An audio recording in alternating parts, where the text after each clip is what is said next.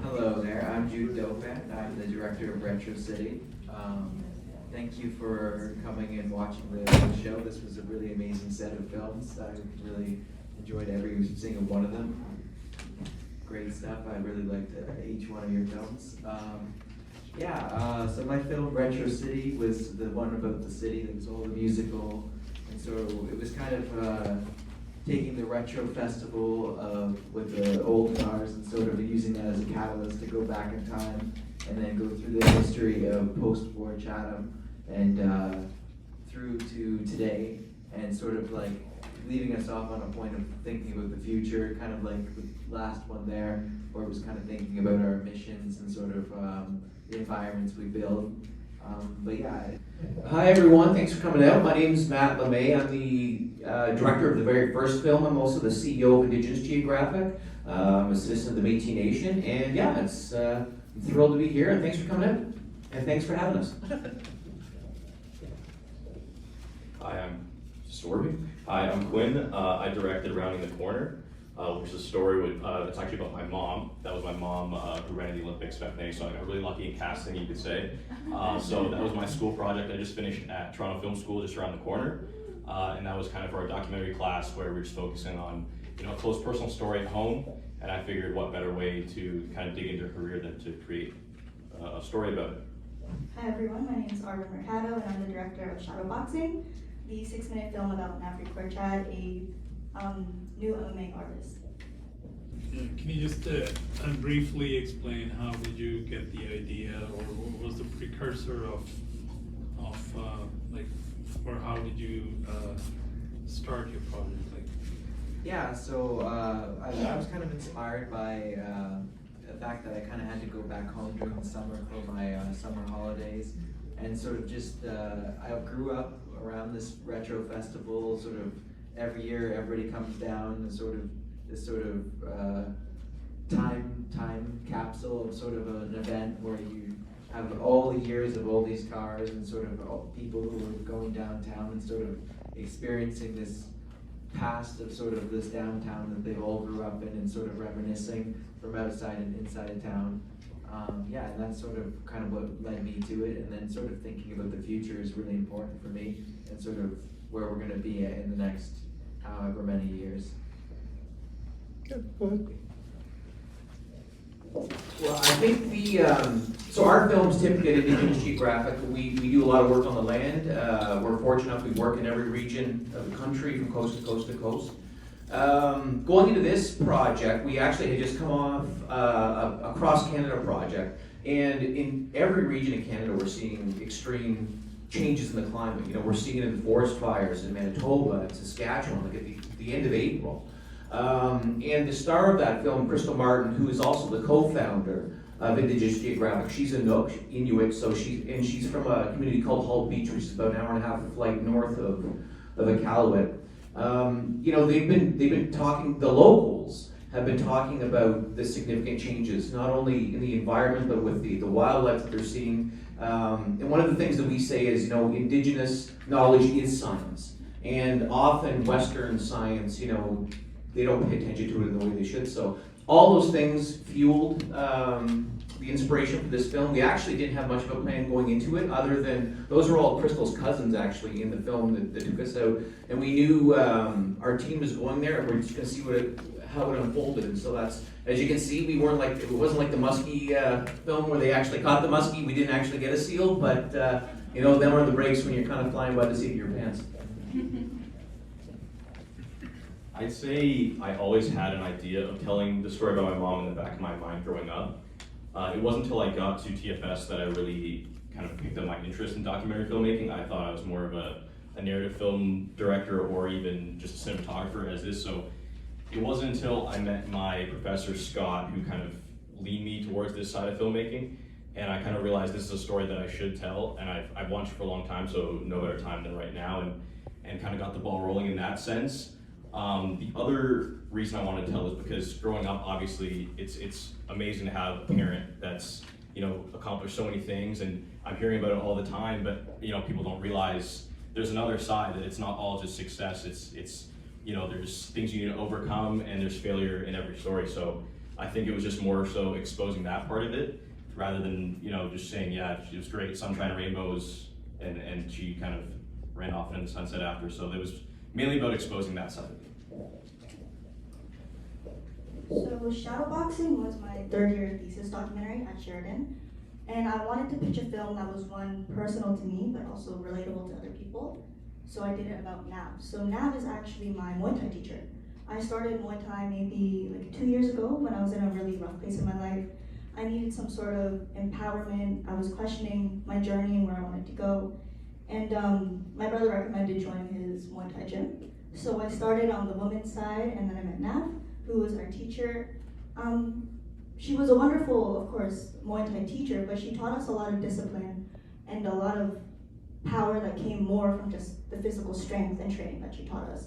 She taught us a lot of mental health training and how to persevere and find our journey with first finding power and empowerment within yourself, and then from there using it to further yourself. For me, I wanted to tell this story because her story personally helped me, and I thought by telling it and showing it to other people, it could possibly affect women, just not only young, but older women, how strength, inner strength can go beyond the physical, and how far believing yourself can really go. So yeah. I actually have 3 or 2 questions. So I have 2 questions for the general, for everyone, and then 1 question in particular for Quinn. So first, I wanted to ask what you would all say you would want the audience's key takeaway to be from your films. I also wanted to ask if there's anything that you personally learned about your filming style or your narrative style in making this film. And I also wanted to ask Quinn if he feels like film has a role in archival history, especially in relation to like Black people and their stories. Sorry, there's a lot to take in there. So with the last one specifically, I think in relation to people of color, I think obviously representation is incredibly important, more now than ever, because there's more opportunity now than ever. So telling these stories that, you know, may not have been as far at the forefront, you know, back in the day, I think now that we have such an opportunity to tell those stories, it's incredibly important that we get those out there and that everyone can see that, because, you know, it wasn't always like this. So we gotta, you know, not take that for granted. And then the other question, sorry, I'm trying to remember, my mind's racing right now. So it was about our style specifically. So with my style, I enjoy directing, but I think truly if I could pick one side of filmmaking that I would stick to, it would be all cinematography based, where I'm just dialed into, you know, camera and things like that, and then allowing, you know, my skills on camera to help amplify someone else's story. So with mine, I think it was just being able to try and direct this and tell the story I wanted to, but at the same time make sure I'm also on top of the look and kind of curating this, not, I wouldn't say vintage, but, you know, it's an older aesthetic, so kind of staying true to that.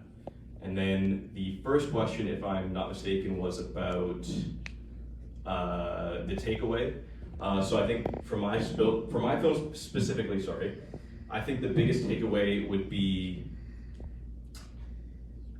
I think there's a very important message my mom had at the end there, just talking about, you know, sometimes it may feel like everyone is kind of watching when you fail or when you come up short. And I think if someone who's failed in front of 60,000 people can tell you, you know, at the end of the day, no one really cared, no one really thought about it. I think every day that we have our own struggles, I think it's a lot easier for us to realize, you know, not everyone is always as focused on what we're doing as we think they may be. And you kind of use that to keep going and realize, you know, it's not that big of a deal. Dust yourself off and keep going. I think key takeaway is that every person's journey is strictly their own. And when you focus on other people's successes and where they're at in comparison to you, it's gonna take you off your own path. And just remembering to be kind to yourself, take your time, and things will fall into their place. And people are still going into your journey never ends. I don't believe your success is determined by an endpoint, but what you can get there, or how you get there. And then For your Was film it? style.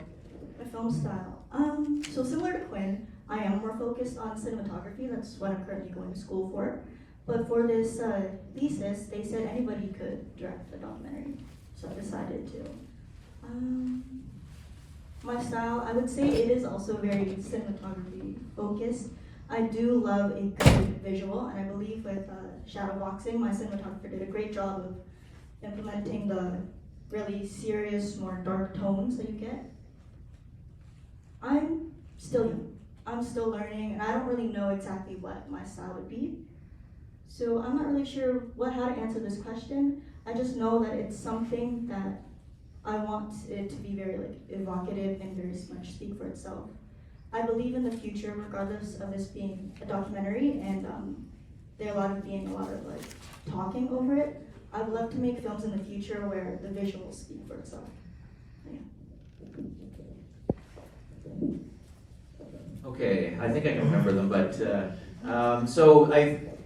one of the most important things for us is to really empower Indigenous people to be able to tell their own stories. So there's been a long history, with the National Film Board, who I love and I've worked with, but of non-Indigenous people telling Indigenous people stories for them and often not getting it right. So one of the things that's core to what we do is we empower people. We try to get out of the way.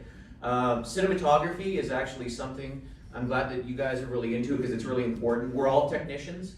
I did the drone work on that. I worked camera. I also directed. So everybody on our crew, we employ First Nations, Métis, and Inuit in all our key creative positions, and we're all technicians. We're all shooters. We're all directors. We're all producers, and I think that really helps, especially in this day and age when kids. I mean, you're much younger. You're the age of my kids, but your work is phenomenal. And the one tip I can give you is just keep being a technician. Edit. When you have an opportunity to edit, direct, when you have an opportunity, get in front of the camera because you get an understanding of what it's like for the people in there. And the more you do of all that, the better the result will be. So, and I think the key takeaway from this film in particular is Indigenous communities are impacted the most significantly by climate change, and that's because they don't have the infrastructure often that other communities do. They're situated in areas that are more prone to climate changing quicker. And we live in such a world where you get so much misinformation about, well, the climate's not really changing, blah, blah, blah.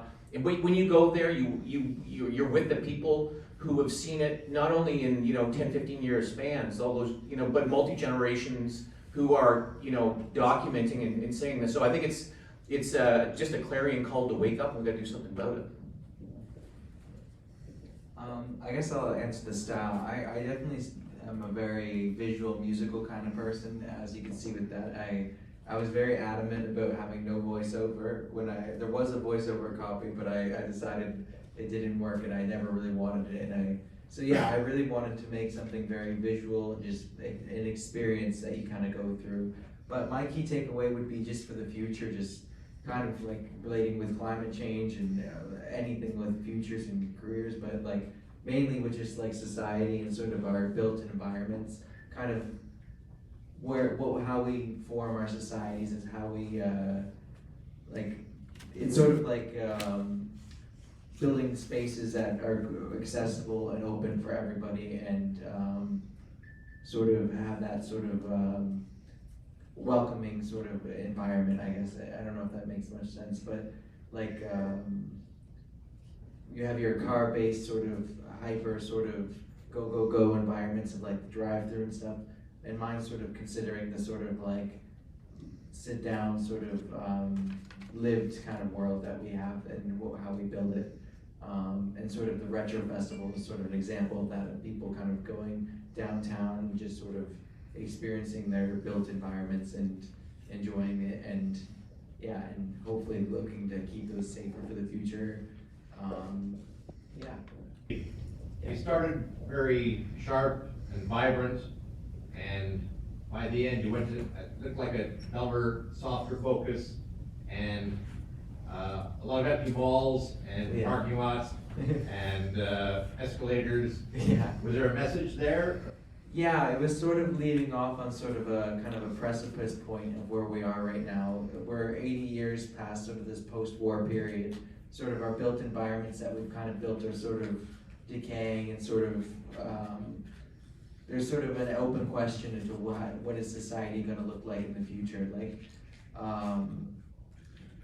what the future of cities and sort of how we're going to build is gonna be like. It's sort of like, if you wanna question with the tone, it's sort of like prying sort of on the 1984 kind of side of things, kind of AI sort of type of, it's very open-ended as you can tell without the words, but it's sort of just like, what is exactly going to be the future, and if it's gonna be good, if it's gonna be bad. So it kind of laid on to sort of a more negative but open-ended, but sort of as a warning, I guess, for the future.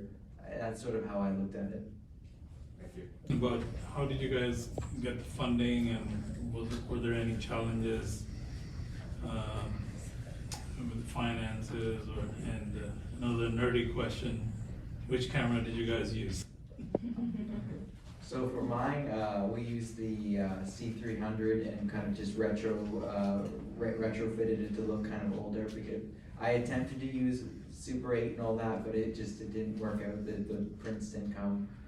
For funding, OSAP and sort of just my own personal, just like Hail Mary fund of just putting as much money as I could into the festivals and. Well, we self-funded this film. One of the things that we didn't apply for financing. Actually, we self-finance a lot of our films. We're lucky where we do work for clients. But yeah, we just felt strongly about it when I made it. It's very expensive to go there and do that. So, but we thought it was a good investment, and so we did that. In terms of cameras, we used the new Blackmagic Pixis 6K as one camera. We broke a Canon C70 on the ice. I think we had maybe we had 2 of those, and then we were using DJI drones. I think the Air 3, the newest one, it's actually got like a zoom lens. Yeah. And lots of cool lenses. I was very fortunate because my project was pretty, base level. My mom, I didn't have to pay her obviously to move here, so that was nice. The locations, that was provided by where she works now. She works with Athletics Canada still to this day, so kind of got to rent out their gym for an hour or 2. And then the rest was just kind of shot at my old high school outside, all in one camera, Sony A7 III at the time. So pretty affordable project in that sense, but yeah, just one camera, one light, and a bunch of run and gun. So I was pretty fortunate with mine too, since it was part of a school project. We were able to use a lot of the school's equipment, lighting and grip equipment was all provided by them. And in terms of funding, it was just me and my 8-man crew putting together whatever things we could to feed each other and any extra equipment that we needed. But I was very fortunate because majority of the equipment that we had was funded from the school. In terms of camera, we used the FX3 with like an anamorphic lens over it. Well, thank you everybody for coming. I appreciate it. Thank you to all the filmmakers in here.